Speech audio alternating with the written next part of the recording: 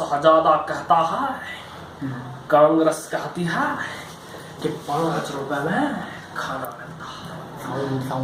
भाइयों और बहनों, मैं आपसे पूछना चाहता हूं कि 5 रुपए में खाना मिलता है।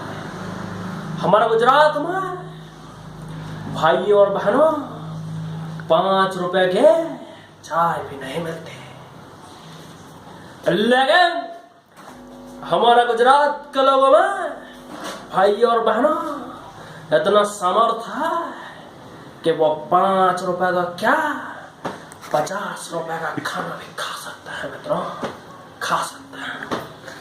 वाह वाह वाह वाह, इनका